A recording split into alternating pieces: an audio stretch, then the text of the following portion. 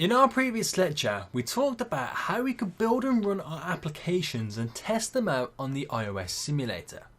Now, the iOS simulator had a lot of capabilities to simulate a real device, but there's nothing as good as actually testing your application out on a real device, because this way you can get a real feel to how your application works, how it handles, and how it kind of looks on a real device. Now, to have the ability to build and run your application on an Apple device, you need to make sure that you already have and purchased your license.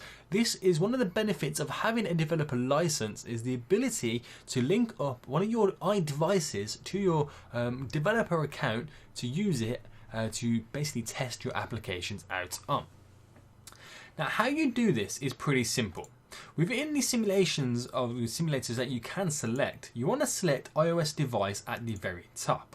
And then all you need to do is plug in your iDevice into, or can link it up to via the USB cable.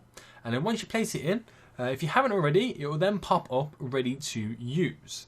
Now, if it doesn't pop up and it's the first time you're adding your iDevice to your developer account, you want to go within Xcode, you want to go to Window, then select Devices. Once you're in this view, as my device is already connected to my developer account, if you're doing it for the first time, you'll have a button appear on this view that will simply say Use for Development. All you want to do is select that button, and then it will start to kind of generate and set up your device for testing iOS applications. So it basically enables your device for developer mode. And then once you've done that, it will then should appear within the section of the iOS device at the top. And just like on the simulators, all you need to do is press the triangle play button, which will then build and run your application straight to your device.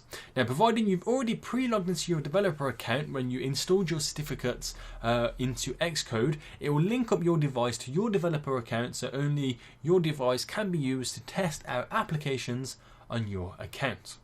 So like I said before, there's nothing better than testing your own application out on a real device, as it gives you a real feel as to how your application works and uses. And sometimes it can even spark inspiration and change how your application looks and feels and how it performs, because your perception changes when you actually test it out on a device.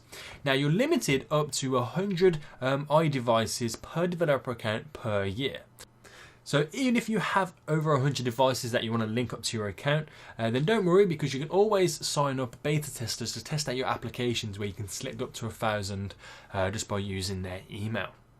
So there we go, we're all now ready, set up to start building our applications within Xcode.